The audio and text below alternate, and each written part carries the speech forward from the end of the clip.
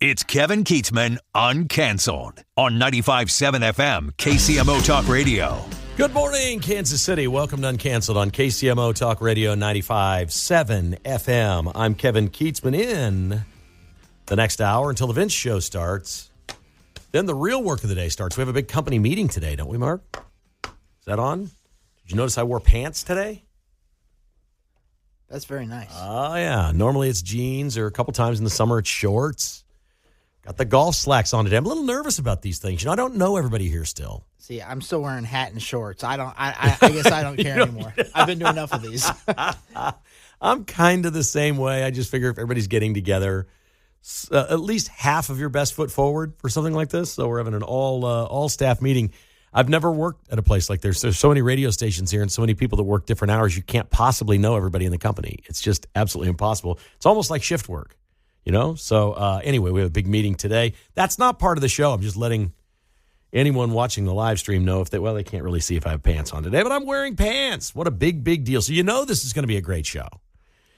If your host is wearing golf slacks today, we are ready to go. In just a few minutes, what the heck is going on with Trump in England? They arrested 4 dudes outside Windsor Castle for agitating and projecting the Trump-Epstein narrative. Oh, we got that for you. Kash Patel's back on the Hill today. At 10:30, Katie Allen, the lady with the Kansas Department of Education, has been fired for saying that Charlie Kirk, it was well-deserved that he was killed. That makes sense. Kansas is digging in. KU is standing by Breonna Wasser, a staffer who referred to Charlie Kirk in the ground as worm food, unquote. And apparently she's going to keep her job. We're going to let you know in 30 minutes how you can help get her out. She needs to go. It's your tax dollars paying her salary. Also, we got a breakup at Ben & Jerry's. The woke ice cream guys, the hippies from the 60s that got lucky beyond their wildest dreams and have been buried in woke politics for 50 years.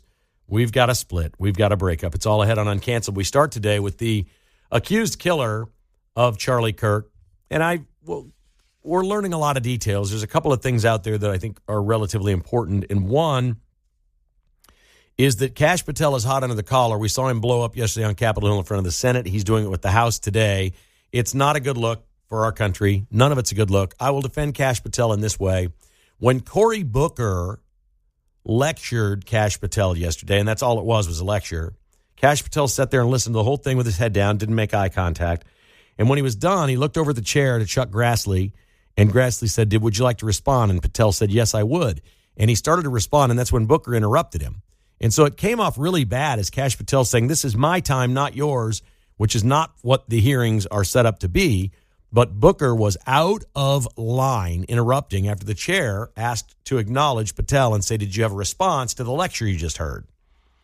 So some of the blow-up may not have been his own doing. Maybe he didn't keep his cool. Maybe it's better today. But what we learned is, in his exchange with Josh Hawley, is they're looking into more than 20 people. It was reported that somewhere between 10 and 20 people were in this Discord chat group with the killer, and they may have known what he was up to. But they've gotten all this information about those people. But then Patel said more than that. So a lot of people are asking, okay, what's more than that? And I'm not making this up, folks. This is not a parody. I'm not making this up. Anna Paulina Luna verified this. She's in the House. There is a group in Salt Lake City called the Armed Queers. And they're pretty bad. They are led by an Iranian immigrant who has traveled to Cuba, is in touch with the Cuban government, the people of Cuba, describes herself as a Marxist and a communist whose work in America, in the belly of the beast, as she describes it, is to create revolution and overthrow America. And there is now belief that this killer had some sort of at least inquiry to this group or might have been funded by this group or something like this. This group is affiliated with the Chinese Communist Party. It is believed that the Armed Queers of Salt Lake City receive money from China. They may also receive money from American citizens who make donations, and our government's going after them. This is going to be wide and deep. Now, I don't want to go into the nuts and bolts and details of all that stuff because we don't know enough about those organizations. But I've said this a few times here on Uncanceled. The first year of the second term of the Trump administration is historic in many ways. So much of this is these crazy people on the left identifying themselves, putting themselves or people affiliated with them in plain sight for the FBI, the Department of Justice, the Trump administration, and for states' attorney generals to say, we have a problem on our hands that we didn't know we had. I'm going to guess most people in Utah didn't know that the armed queers of Salt Lake City were a Marxist group trying to overthrow the United States of America. I would think most people would think armed queers, Salt Lake City, okay, let's just stay away from those people. That's a weird thing. Let them live their alternative lifestyle. Let's leave them alone. That's what we've done, and perhaps we've done it for too long. Brushing aside and saying, okay, you live your life, I'll live mine, don't hurt anybody. That's I've said that a million times in my life. It's a mantra on my podcast. I do me, you do you. You live your life, I'll live mine, let's not hurt anybody. But the assumption from someone like myself is that, okay, the armed queers over here aren't hurting anybody, that they're just nuts. All right, they're the armed queers. Well, really, I don't understand any of this, but they're going to get investigated. The one that really stands out here, and I don't know the law nearly enough, maybe we have some attorneys in the listening audience that can help me out. How much trouble is Tyler Robinson's trans roommate lover in? The text exchange, and there are text deniers out there, we'll get into that in a moment, text exchange deniers. One of the text exchanges from Tyler Robinson to his lover was, remember how I was engraving bullets? With a question mark. So he was texting back and forth with his roommate. It's pretty obvious the roommate knew that he was engraving bullets. Yet the roommate just seems stunned that this had happened. Or the lover, however you want. I forgot, ABC reported it's a, modern love story. So I think the roommate's in trouble. Now, I don't know the law. Maybe we've got a lawyer can tell me that understands how this works. If you had any inkling that your partner was radicalized or you were radicalized with them and you saw them engraving bullets about Charlie Kirk, hey, Charlie Kirk, catch, or whatever it said on the thing. If you saw that, is it against the law to not report that? I don't know. I don't know what remains private and what doesn't. I don't know what a citizen's rights are. It seems to me that it's a very difficult crime to prosecute somebody not stepping forward and saying something. We all do the see something, say something thing in our society. But when it's somebody you live with, you probably don't take it literally. You may think it's a joke. I really don't know. But it looks to me like they're going to be looking at an awful lot of different people and cast a really wide net on this thing. That in and of itself is not a bad idea. I just don't know what can come of it and what we can do. Free speech laws are incredibly strong in this country, but they're not impenetrable. We've seen we can call it the marketplace. In the marketplace, we're seeing all kinds of things happen where people are getting fired for the crappy things that they said. That's good. That's the best we can be as a society because you can say whatever you want. That doesn't give you the right to work. We had a couple of really interesting decisions this week. The University of Missouri has decided they have a new policy for their homecoming parade. And the homecoming parade is going to be all black and gold, University of Missouri, no politics. There is zero tolerance. Anything political will be ejected from the parade. It's not going to happen. Now, I don't think they can extend that to people in the crowd, but they can certainly do it within the parade. They're going to allow politicians to be in the homecoming parade, but this is a perfectly fine policy. We've got our own problem on the right. It involves Starbucks. Because Starbucks has implemented a policy where it's appearing online like you can't put the name Charlie Kirk on your cup. They ask you name at the order. What's your name? Remember Ned Yost, the manager of the Royals? I forget his fake name, Mark. You remember his fake name at Starbucks? Was it George or something like that? Edgar, I think. Edgar. I think Edgar's his real name. No, I do. I think Ned's real name is Edgar. I don't think it was Edgar because that's his real name. It may have been Edgar. I don't know what it was, but the Royals were bad before they were good under Ned Yost, and he was embarrassed for anybody. He couldn't put Ned on his coffee and have him call his name out. He didn't want the attention drawn to him. But now a bunch of people on the right are going into Starbucks and ordering Charlie Kirk's favorite coffee. And they say, what's your name? And they say Charlie Kirk. And the clerks are all saying the same thing. We can put Charlie on there, but we can't put Charlie Kirk on there. And they say, why? Well, nothing political here. And that may sound like a line of BS from Starbucks, but let's just consider this a win. If this is what we're getting leftist companies like Starbucks to do, let's give them the opportunity in the future for the next news cycle to come around for something on the left and have them enforce the same policy. And if indeed they do enforce the same policy, that's great.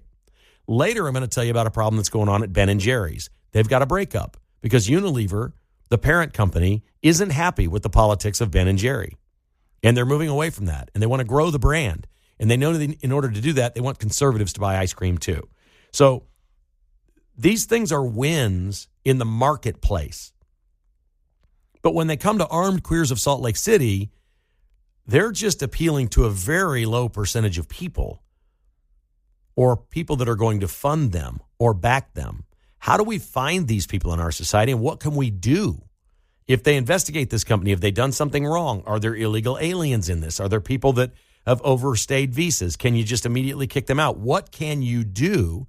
Because it sounds like the Armed Queers of Salt Lake City are really nefarious. They've got really bad intentions for the United States, like worse than Antifa. So I don't know if this killer was associated with them. I'm going to guess he knew of them, being from Utah. And I think it's going to take months for us to figure a lot of this out. But again, in the Trump presidency, basically we're walking through the woods, picking up dead logs and lifting them and turning them over, and finding rocks and turning them over. And we're finding stuff underneath, in the darkness, in the woods, in the shadows that we didn't even know existed in this country. It's happening because of Trump. These people can't stay silent. This killer through his text thread couldn't stay silent. Now, there's a lot of text deniers out there about Tyler Robinson. They believe it didn't read like a 20-something-year-old would text. I can't necessarily disagree with that, but he was raised in a conservative house, was only radicalized over the last 18 to 24 months, apparently, and had complete lifestyle changes. I don't know what a normal text thread for a 20-something looks like. Sorry, that's not my area of expertise. I don't know. But then I've never seen a normal texter. I got all kinds of friends. Everybody's different. You know, there's a lot of different things out there. But it was pretty obvious he either wanted to brag about the killing or felt guilty about the killing and was apologizing immediately after it happened. He's like, oh, my God, I just killed a guy. And I don't know which it is. I'd like to think he was like, good Lord, did I actually just do that? I killed another human being? Because I can't shoot a squirrel in the backyard. And they tear my stuff up like crazy. I'd like to shoot the squirrels, and I can't do it. So everybody's different. I really don't know, but the text thread is being denied by a lot of young people. They don't believe it's true. Let me say this. If it was made up, I find it impossible that officials in Utah and the FBI would make this up and go public with evidence that is not true, was not in the phone, because the case is thrown out. I don't think you need to be a lawyer to know that. If the Utah authorities, the governor, the attorney general, the Utah Bureau of Investigation, the FBI, if they made up a text thread and put it out publicly and it's false and it's provably false or is at some point proven false, this man walks free. I cannot imagine in a million years they would make up evidence like that and go public with it. But there's a lot of people out there that don't believe the text thread. 913-408-7957 is the number to call. We got open phone lines. You're listening to Uncanceled on KCMO Talk Radio. All right, I'm your host. I'm back.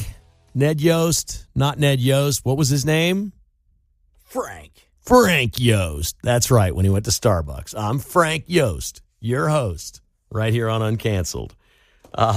We're going to the phones. Let's start today with Stu in Rosedale, a regular, but I haven't heard from you in a bit. Stu, how are you, friend? Hello, Kevin. I don't know where to begin on this. I mean, first off, the armed queers, I'm shaking in my boots. Am I the only one, first of all, that's reminded of the bumper sticker, nuke the gay whales for Jesus? Yeah, I don't remember that one, but you're just too young. But I anyway, don't think you should take Iranian-born militant Marxist terrorists lightly. I know, but still, this is the very concept. But anyway, the idea of trying to humanize this alleged killer, any way you slice it, this is what Glenn Beck would call a sick, twisted freak. If you don't know, if you mistake love, which is what Charlie Kirk stood for, if you mistake that for hate, okay, if you don't know male from female, there's something is wrong with you. And I told Mark that the backdrop for this should be the song. That maybe you don't remember this song, but it's from Kay's Choice. It wasn't that long ago. That goes, if you mistake a plane for Venus, something's wrong. If your girlfriend has a penis, something's wrong. I do not know that song. I am proud to report that I don't know that song, Stu, but I'm impressed that you know it. I'm not the only one, because it's recent. I mean, I remember stuff. Stu, I'm not questioning whether it's recent or old. I'm just impressed that you know that. You must work harder than I do. It's not work. It's a gift. I mean, I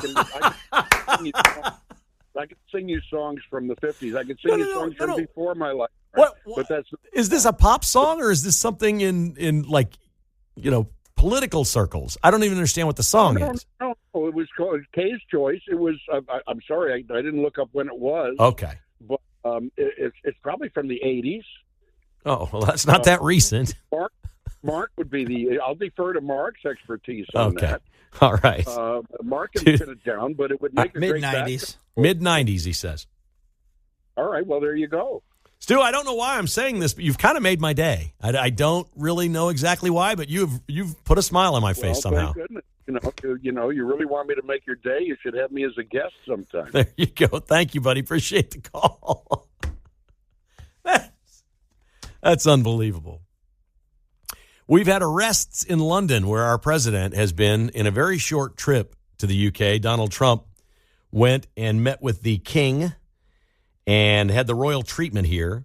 He becomes, only the second president ever? I think it's the second president ever. No, the first president ever to make a second state visit to Windsor Castle. The buggy carriage ride today was gorgeous, I got to tell you. It was weird because the king and Trump were in one carriage and you couldn't see them. The lights were off. And then the ladies were in the other. Is it Queen Camilla? Is that her? Is it Queen Camilla and Melania? And they had lights on them. They made them they had these big hats and stuff. It made it just look gorgeous as they were going in a separate carriage.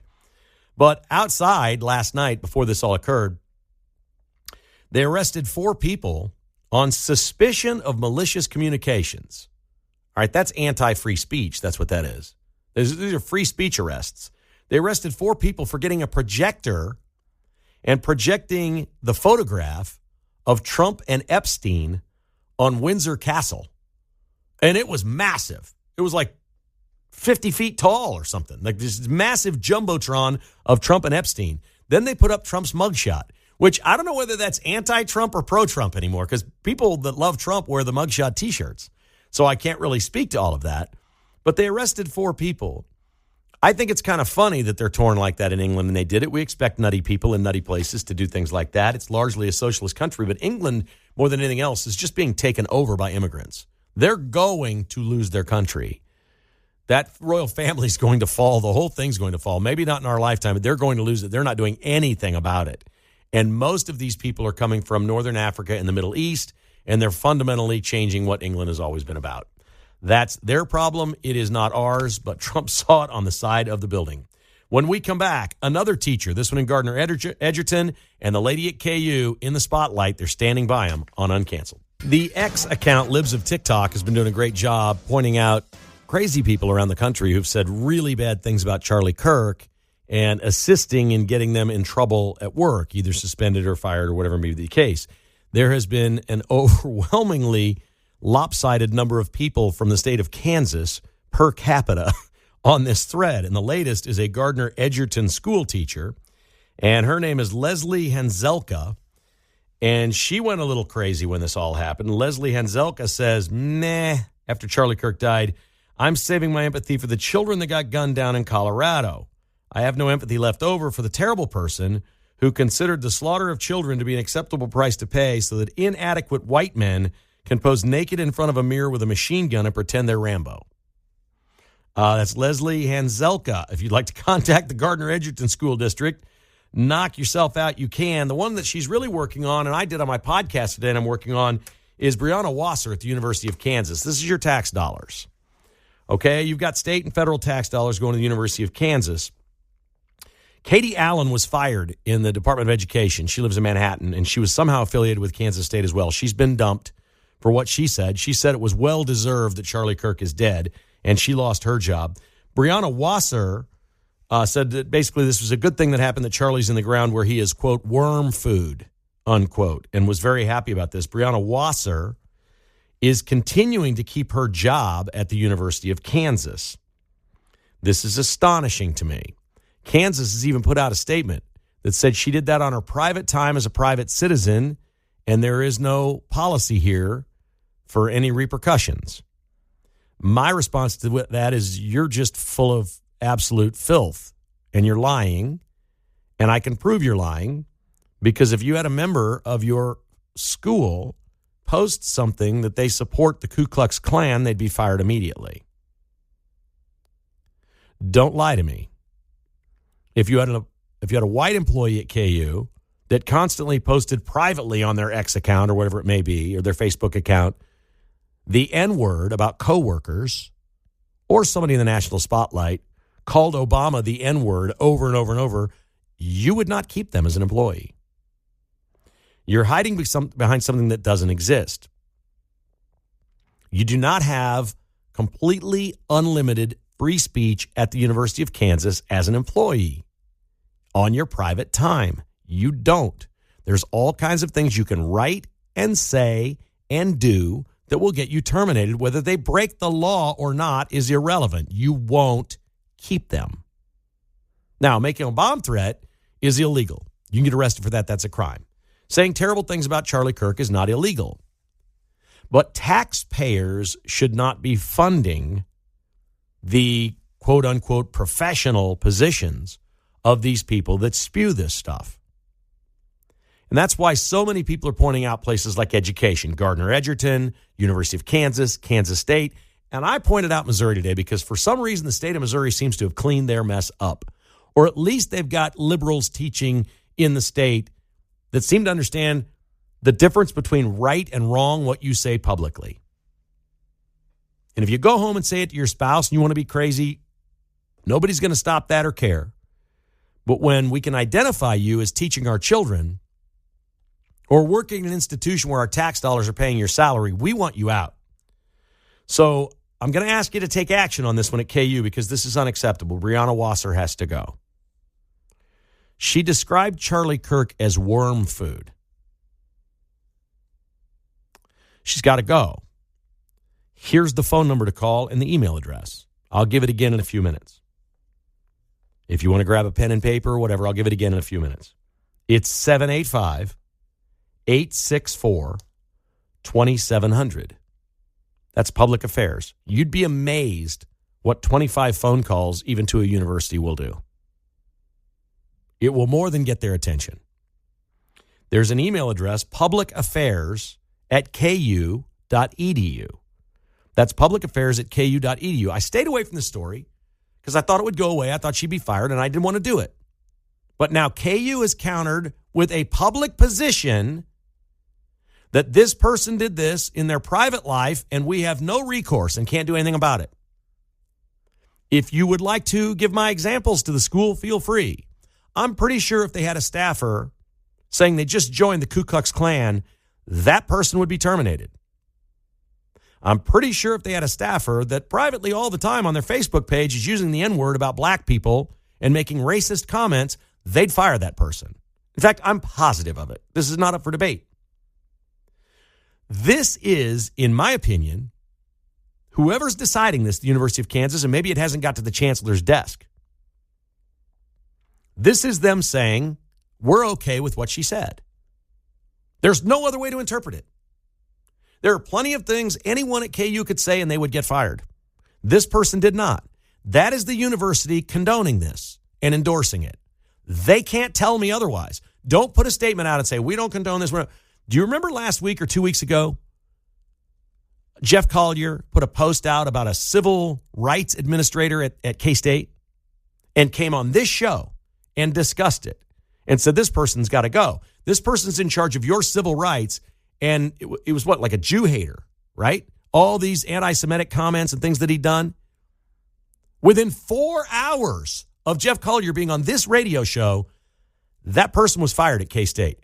KU's digging in, and they're supporting Brianna Wasser. There's another name there. She's like a 7-name person. I'm just doing the first and the last one that I see. That's my new rule. I'm going to give you a first name and a last name. All the names in between, I'm out. Brianna Wasser described Charlie Kirk as worm food. It's unfathomable that KU would put a statement out and say we can't do anything about this. That's not true. That's not true. And don't give me this, it's on both sides either.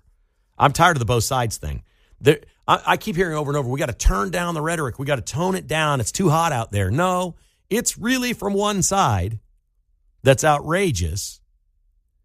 And on the right, people are trying to be tolerable. We're watching people walk through vigils and kick over candles, smash flowers, and pull out spray paint cans and deface signs and monuments, and they're not getting beaten up.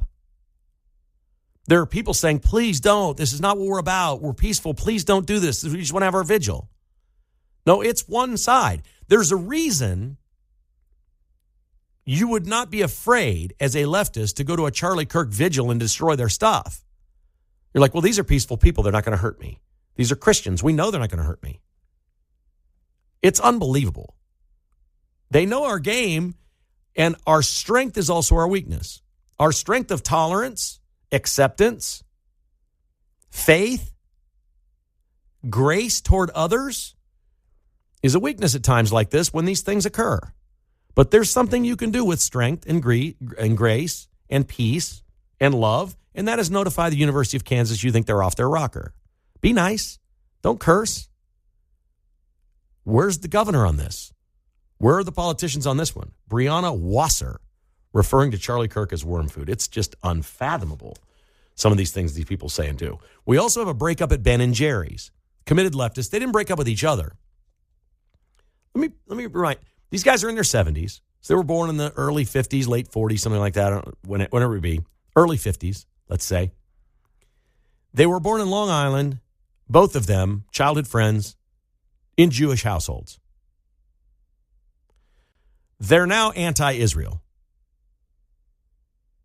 They're literally rooting for Palestine and in Gaza and the Hamas and all these people. You can't make this stuff up. They hate Trump with everything they have and have forever hated Republicans, but they would never say that they agree with him on something. These people were really mad at Biden because he funded Ukraine in the war against Russia and didn't do anything to stop Russia. Well, along comes Trump, who's trying to stop it. I don't hear Ben & Jerry saying, okay, great, we finally got the adult in the room who's doing the right thing. We're going to end this thing. No, these guys don't know what they are. They've just been affiliated with a party. They're far left, and they won't open their eyes that most of the things they believe are actually what Donald Trump is doing. And the latest is Jerry Greenfield to show you how unhinged and crazy this guy is. He's 74 years old. 47 years ago, they founded Ben & Jerry's. 25 years ago, so longer than since Ben & Jerry's been around, Unilever has owned Ben & Jerry's, a giant corporation. After selling the corporation, Jerry Greenfield did an interview in the early 2000s, says the independence, the responsibility, the authority, and influence is pretty much gone. But we're staying on. They got to stay on with salaries. They got paid huge sums of money, and they've been with them since then. So Jerry Greenfield has officially posted that he's leaving Ben & Jerry's after 47 years. Reminder, the last 25 years, he's only worked there. They sold their company to Unilever, a major corporation. And after saying he'd lost all his influence, all his responsibility, and has no authority 25 years ago, now he's posting that the joy, the love, and the harmony of this company are gone because they're not allowing us to do political things. Quote, the independence, the very basis of our sale to Unilever is gone. Now, I've never heard of anybody selling their company for independence in that company. You can sell it for independence in your life and move on, but the independence within this company after we sold it is the very basis of his sale to Unilever. It's gone. It's gone because they can't be political now. You're delusional. This man's crazy. Ben Cohen's even crazier. He was arrested in May, heckling RFK Jr. at a speech in Washington, D.C. He went wild in there. He's been arrested many times. It's just for being in the wrong place, speaking your mind. I respect that in some cases. These guys are hardened leftist Jewish people that hate Israel. I can't figure up or down anymore with any of these people on the left. I don't get it. And how you thought you were creating independence for yourself within the company by selling it to them is crazy. Here is Smitty in Smithville. Well, that's quite a coincidence. Smitty, how are you, sir? Pretty good. Kevin, I just want to say that these women you're talking about at KU and in Gardner, they are women, but they are not ladies. And could you please repeat what the problem was in Gardner? I didn't quite hear what this woman had done, but they should not be referred to as ladies. Thank you. All right. Well, thank you very much. The lady in Gardner put a post up that says she has no sympathy for Charlie Kirk dying. It was essentially what she said. She said, I'll repeat it one more time, I'm saving my empathy for the children that got gunned down in Colorado. I have none left over for the terrible person, meaning Charlie Kirk, who considered the slaughter of children to be an acceptable price to pay so that inadequate white men can pose naked in front of a mirror with a machine gun and pretend they're Rambo. I don't know what that means entirely, but it is not good. Mark in Shawnee is with us. Hi, Mark. You're on Uncanceled. Hi, Kevin. Thanks for your passion. Thanks for the subject matter. This is really a very difficult time for me and millions of Americans to decide and understand the divide in this country. This KU educator, this KU Wasser, KU sends out educators to different organizations to teach them about DEI. So that doesn't surprise me on that issue. But when I think about this issue that goes on with the left that says, it's okay to kill, and it's the things I've seen, people making fun of him getting shot and killed. Where are we as a country to think that we're that sick? And it's all pushed by the media, and that is just pathetic. And I look for how can I feel good in this, because what do? I fly the American flag and I wait for some fool at my house to say something and we get into it. I like that. But you know what I really like? When I see these congressmen that we're paying salaries to, and they get up and they try to humiliate these people in Trump administration. And what I got a big satisfaction was watching Kash Patel chew into pencil neck. Now that's some entertainment, and you got to love that. Mark, great call. Thank you, sir. I really appreciate that. Okay, grab your pen and paper. I'm going to give you the phone number again and the email address here in just a couple of seconds if you'd like to make a difference with Breonna Wasser at the University of Kansas, who said that Charlie Kirk is in the ground as worm food. Here is the phone number, 785-864-2700, or email publicaffairs@ku.edu. That's publicaffairs@ku.edu. Do not scream at the person that answers. Do not treat them poorly. It is their job. They may be on your side. Don't assume that somebody you're talking to is the devil, okay? Make the nice call. Give them your phone number. If you live in Kansas, be sure and let them know that. If you don't live in Kansas, tell them you pay federal taxes too, okay? Because KU gets plenty of federal money. It's 785-864-2700 or publicaffairs@ku.edu. I've posted this on my X feed, @KKHasIssues. @KKHasIssues. If you want to check that out, it's on my X feed, and you can see it right there if you're driving down the road right now and you have access to X, @KKHasIssues. Follow me on X. Here is Linda in the Northland. Hi, Linda. How are you? Fine, thank you. Good morning. I was watching the Kash Patel thing yesterday and on the computer, and you know you've got one senator, and then when that's over, it scrolls and shows you the next conversation with the next senator, and so on and so forth. And so then it scrolled over to one that was with Senator Hawley, so I stopped to listen to that, and it was two ladies that were at the Senate telling them about this AI character chat bot that they think is an educational tool for their children that says it's appropriate for 9 to 12, I think is what it said.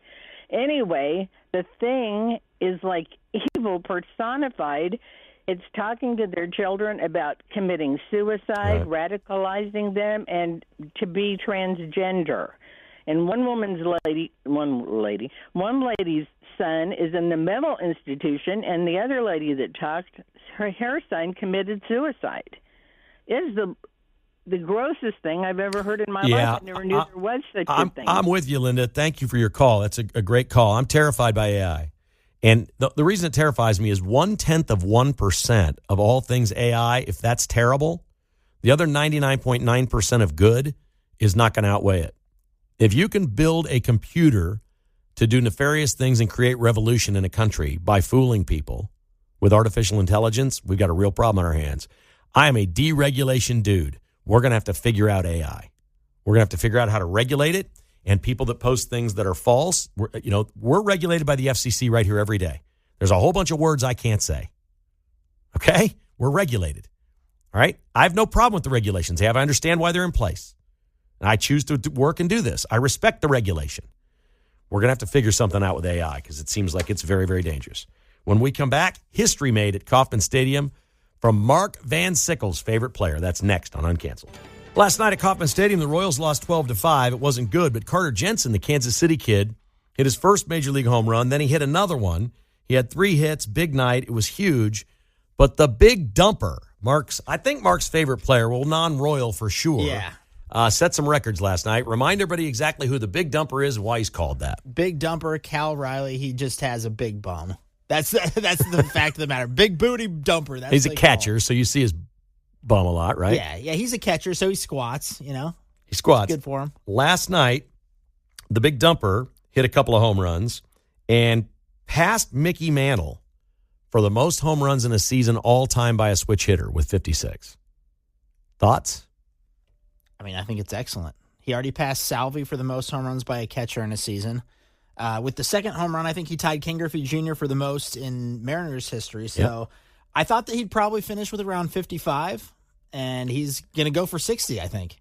I think he's going to get past 60. He had 2 last. He gets a couple more games in Kansas City, doesn't he? Yeah. It's a big ballpark, but it seems like the Royals are giving up a lot of home runs right now. Mm-hmm. Their season is pretty much over. How about this from the United States Open tennis tournament, Mark? They have a drink there called the Honey Deuce. It's the most popular drink. Okay. Over the course of 2 weeks the U.S. Open lasts? Mm-hmm. How many of these things do you think they sold and how much did they make? Probably a couple hundred, maybe. A couple hundred? 1,000? A couple thousand? More? I'm asking. I'm just saying a couple hundred. Of the Honey Deuce, the actual Honey Deuce, their signature drink, they sold 738,459 of them at $23 each for $17 million worth of drinks. Wow. A lot of more people go to the U.S. Open than I realized. The total purse for the men's and women's singles was $10 million. They're making that money. They made $4.2 million more this year on the Honey Deuce than last year. The drink is so popular. That's crazy. Don't ask me what's in it. You're going to have to go to Google and try to find that one out. 738,000 of these drinks sold for $17 million. Now, that's the kind of stuff you only get on Uncanceled, folks. Thanks for listening. The Vince Show is coming up next.